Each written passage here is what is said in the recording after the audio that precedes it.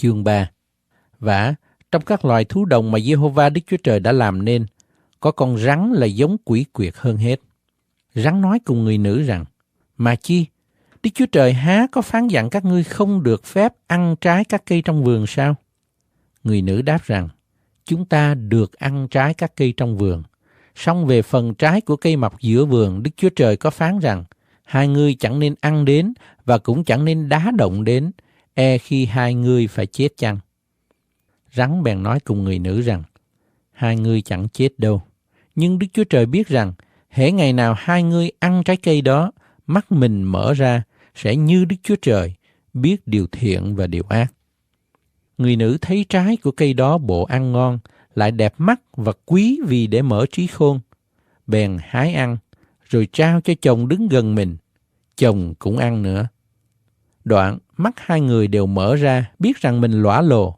Bèn lấy lá cây vả, đóng khố che thân. Lúc chiều, nghe tiếng Giê-hô-va Đức Chúa Trời đi ngang qua vườn.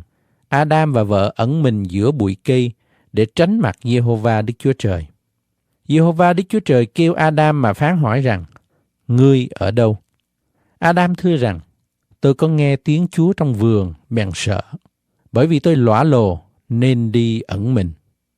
Đức Chúa Trời phán hỏi, ai đã chỉ cho ngươi biết rằng mình lõa lồ? Ngươi có ăn trái cây ta đã dặn không nên ăn đó chăng? Thưa rằng, người nữ mà Chúa đã để gần bên tôi cho tôi trái cây đó và tôi đã ăn rồi. Giê-hô-va Đức Chúa Trời phán hỏi người nữ rằng, ngươi có làm điều chi vậy?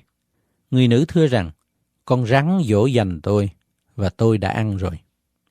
Giê-hô-va Đức Chúa Trời bèn phán cùng rắn rằng, vì mày đã làm điều như vậy, mày sẽ bị rủa xả trong vòng các loài súc vật, các loài thú đồng. Mày sẽ bò bằng bụng và ăn bụi đất trọn cả đời. Ta sẽ làm cho mày cùng người nữ, dòng dõi mày cùng dòng dõi người nữ nghịch thù nhau. Người sẽ giày đạp đầu mày, còn mày sẽ cắn gót chân người. Ngài phán cùng người nữ rằng, ta sẽ thêm điều cực khổ bội phần trong cơn thai nghén. Ngươi sẽ chịu đau đớn mỗi khi sinh con. Sự dục vọng ngươi phải xu hướng về chồng, và chồng sẽ cai trị ngươi. Ngài lại phán cùng Adam rằng, vì ngươi nghe theo lời vợ mà ăn trái cây ta đã dặn không nên ăn, vậy đất sẽ bị rủa xả vì ngươi. Trọn đời ngươi phải chịu khó nhọc mới có vật đất sinh ra mà ăn. Đất sẽ sinh chông gai và cây tật lê, và ngươi sẽ ăn rau của đồng ruộng. Ngươi sẽ làm đổ mồ hôi trán mới có mà ăn, cho đến ngày nào ngươi trở về đất, là nơi mà có ngươi ra. Vì ngươi là bụi, ngươi sẽ trở về bụi. Adam gọi vợ là Eva vì là mẹ của cả loài người. Giê-hô-va Đức Chúa Trời lấy da thú kết thành áo dài cho vợ chồng Adam và mặc lấy cho. Giê-hô-va Đức Chúa Trời phán rằng, này, về sự phân biệt điều thiện và điều ác, loài người đã thành một bậc như chúng ta.